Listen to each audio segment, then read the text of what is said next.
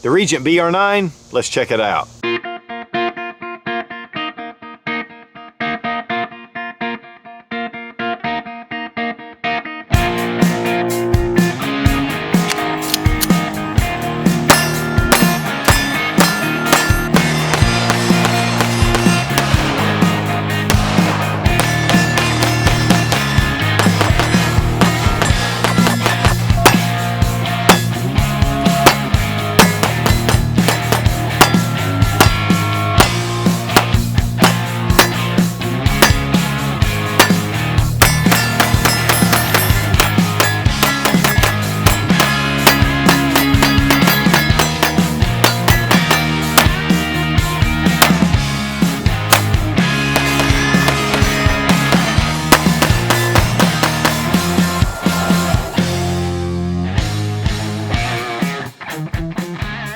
Guys, one of my all-time favorite 9mm handguns is the Browning High Power.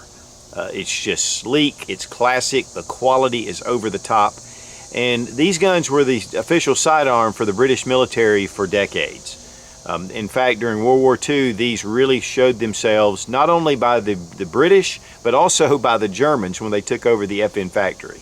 These are exceptional quality guns, and the design has been around since 1935. Browning recently discontinued their high power line, but there are clones out there, and the Tisas Regent BR9 is exceptional. Just a beautiful gun. It comes in blue or in this satin stainless finish, and I'll tell you what, it is as smooth shooting as any high power I've ever shot. In fact, I was really surprised at the quality.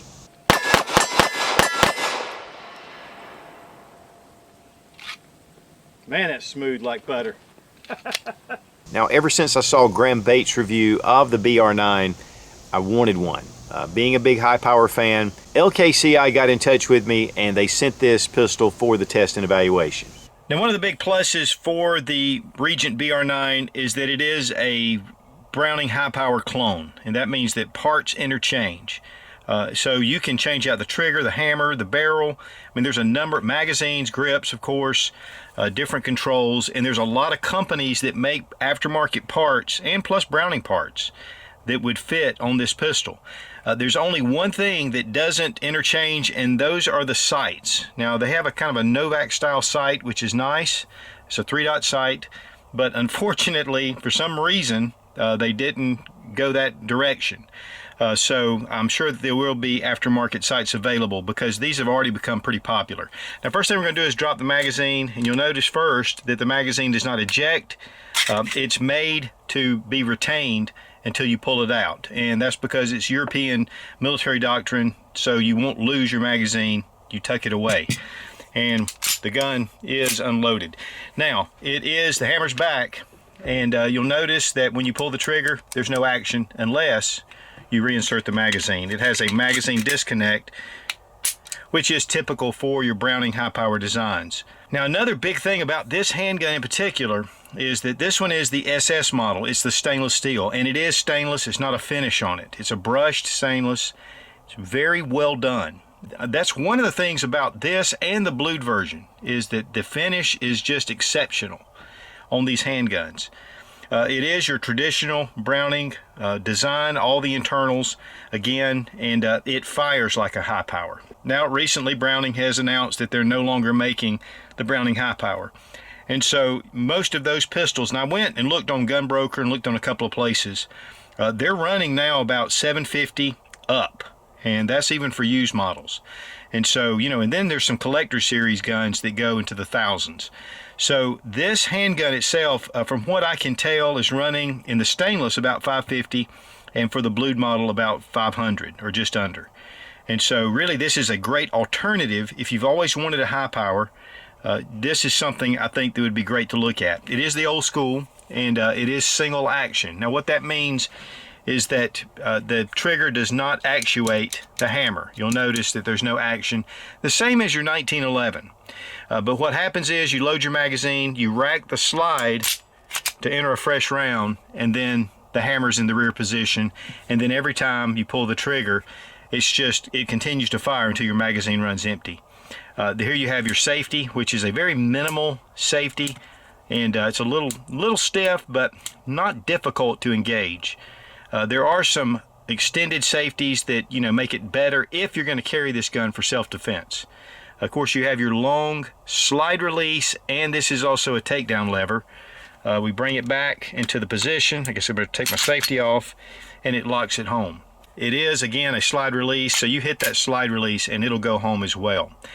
There's a couple of things about the high power that, to me, I just love, and I've always been a huge fan. But one of the big things is just the way that this gun is shaped. It just points very naturally. It's not super weighted at the front. In fact, you have what they call the high power cuts out here at the front. And so it just gives it a really nice balance. And that's always been my experience with the high power. I love the way it looks, has really clean, nice designs. John Browning's last design was the high power. In fact, he died before it was completed, and it was completed in 1935. And so it does have a long tradition. Because of that, it served with the British military again for decades, and other Commonwealth countries around the world, and still in service, I'm sure, in a number of countries. But it's a very solid design, and I think that Tisas, who actually makes this, has really done a great job because of just the way the finish on these guns are. In fact, just take a look, a little close up of some of the finish and the fit. Everything's just well done, I mean, in my opinion. And I'm a big high power fan, guys. I love them. In fact, here I have my Browning High Power Practical, and I've had this for a number of years. In fact, when we had our break-in, I had one of these stolen, and I'd had it for a long time, and a good friend of mine, a guy that actually is a viewer here on YouTube, knew I had lost this one and got in touch with me, and we did some trading for this one. This was his father's, and so now this is still a very special handgun for me. In fact, I did a video about it because it was just such a great thing. I mean, I really appreciate what he did. And so this, to me, the high power's been for at least 30 years, been one of my favorite sidearms. And then here we have an Israeli trade-in, police trade-in. There were a number of times these will come into the country, and these typically are a good buy. I think this one came from AIM Surplus, but it was, they have a kind of a baked-on finish on them, and sometimes they can be a little rough. This one is in fairly decent condition. But I put some Hogue grips on here, and this thing is ready to go. It still looks great, shoots great. But these guns will also begin to go up in price as well, since Browning is no longer making their factory high powers.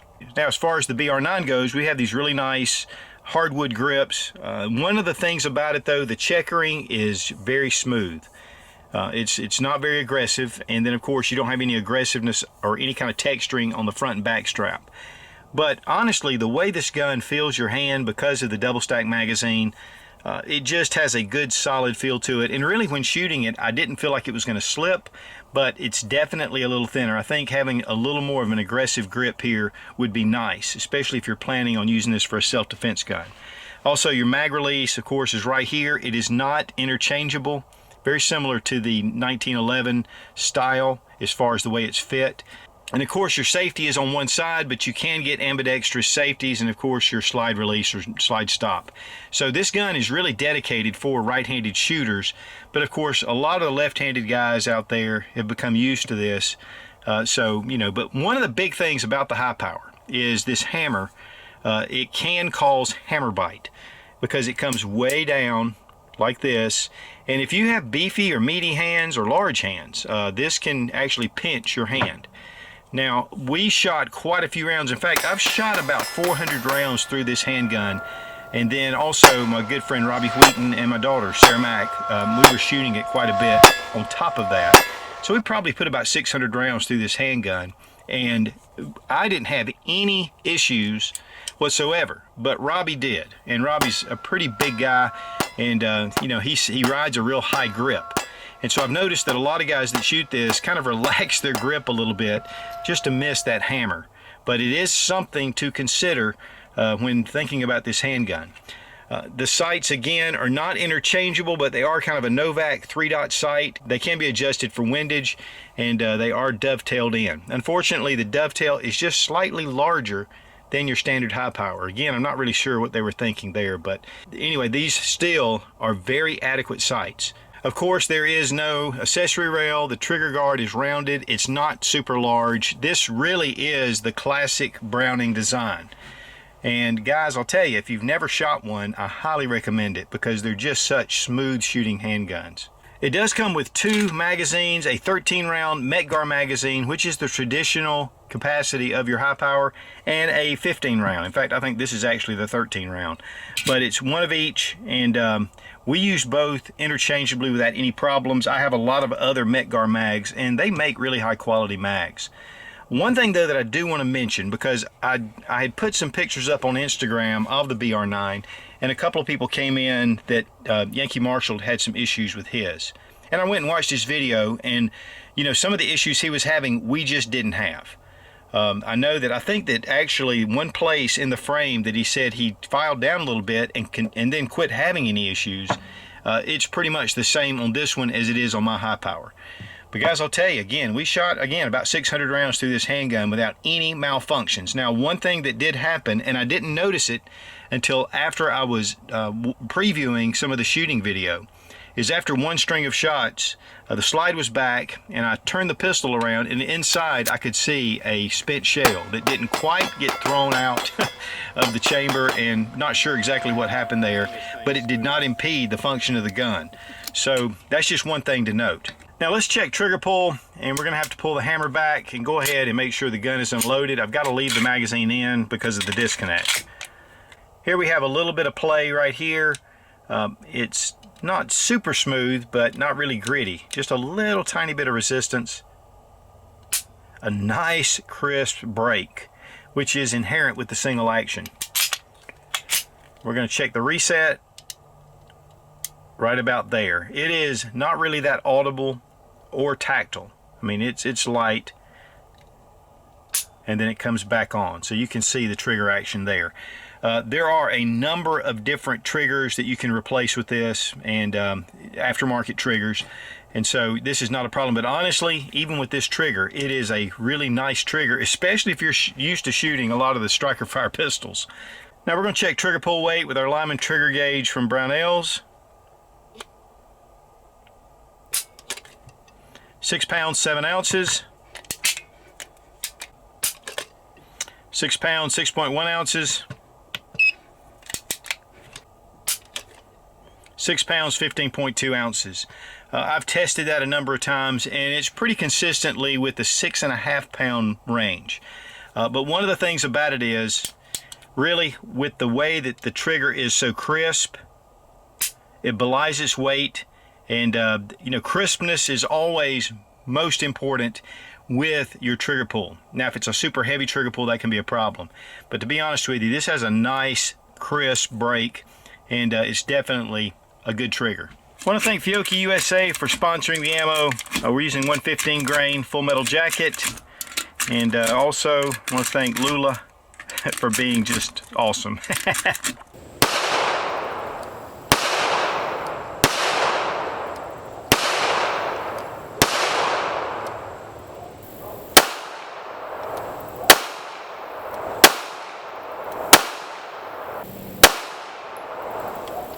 Now, as far as at the range, this was a wonderful experience, super reliable, very accurate.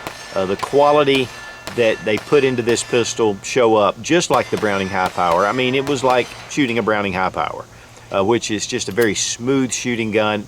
They're very pointable. There's something about the way that the muzzle comes. It's not super heavy, but yet you've got a full grip. Even though there's 13 rounds in the magazine, it's nice and weighty to where you just feel like, you know, you're getting on target. You feel like you're pointing and you're hitting, and you are. And that's the beautiful thing about the high power. It is one of the most naturally pointing handguns that I've ever shot. And you know, I'm used to the 1911, which really was the father of this design by John Browning. But with this BR9, it was the same. It was just a great shooting gun.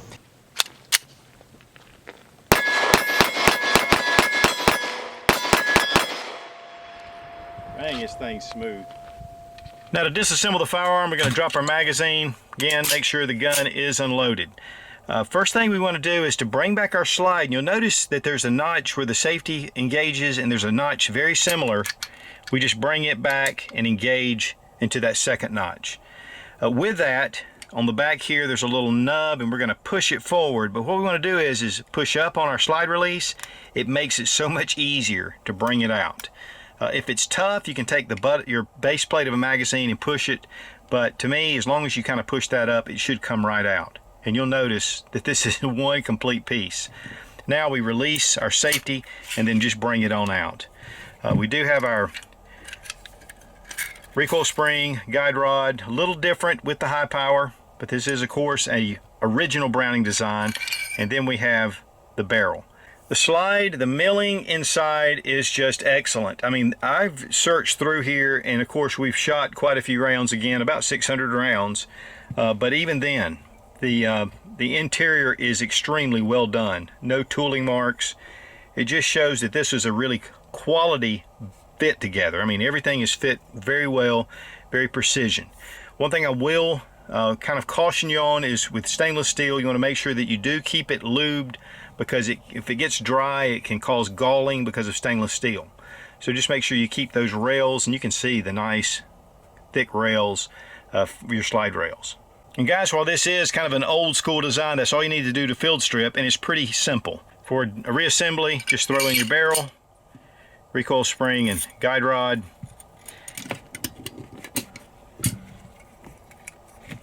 Bring it back over the slide, and we're going to engage that safety notch, the second one. Bring in your takedown lever, snap it, release, and you're good to go. Add the magazine for a function check. One big plus too with the BR9 is that you have magazines that are available. You can use Browning high power magazines. They typically run about 40 bucks, the factory mags. Metgar mags, Pro mags, there's a number of different ones. I stick with Metgar pretty much. They run around the $20 range, and I like their magazines. And then of course you can get the 13, you can get 10 rounders for that matter, but also holster options. And this is my Jackson Leatherwork holster for my high power, and it's just an excellent holster. But any of your high powers are going to work, and just want to give a shout out to John over at Jackson Leatherwork. He does exceptional work if you like leather. Now again, for the stainless steel model, you're looking at about $550. For the blued model, about $500, a little less. And you're really saving yourselves, you know, $200 or $300 from the base model Browning high power. And again, if you can find them, and they're going to start drying up. And so guys, whether you purchase this, but if you've always wanted a Browning high power, now's the time to buy one before the prices really start to go up. They've always been somewhat scarce and hard to find, and so that's one of the things about it. But I think that this is a wonderful surrogate if you want something for the range. You want something for home defense even. I mean, this makes an excellent gun. A lot of guys do carry the high power because they're so thin. But you can replace the grips with your standard high power grips. You know, VZ grips and Hogue grips, they all make them. The magazines again, the holsters. Now the only coup, and the one thing that I will say is a negative for this handgun, is the sights. I just really wish that it was interchangeable. Also, BH Solutions does a lot of different spring kits, so that's not a problem at all. And then, you know, Cylinder and Slide, they do a lot of parts. I mean, there are so many different support companies for the high power. And I think that, you know, buying this, you don't have to worry about parts, even though this is an imported handgun. So I think that Tisas really did a great job bringing the Regent BR9, not only in the stainless steel, but also in the blued version. So guys, if you've always wanted a Browning high power but just couldn't pay the price, and of course now they're being discontinued, this makes an excellent choice for that high power itch. I mean, it is just exceptional. And again, I want to thank LKCI for sending the BR9. This has just been a great gun, and I'm looking forward to more range time. Be strong, be of good courage. God bless America. Long live the Republic.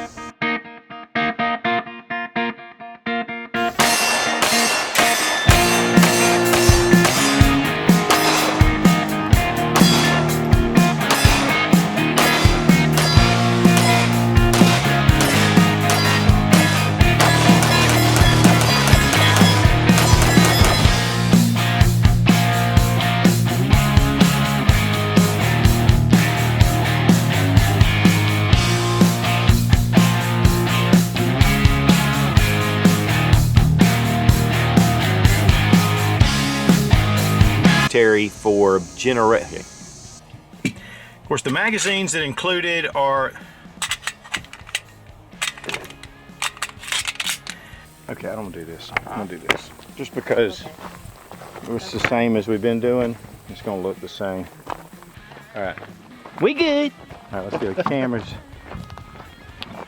Tell you what we're going to do here. Effortless. Absolutely effortless to shoot it. Yeah, that's the thing I think. Hey, I got the top of your hat. What? Right. Stay back up, baby. Whoa! Yeah, I'm short.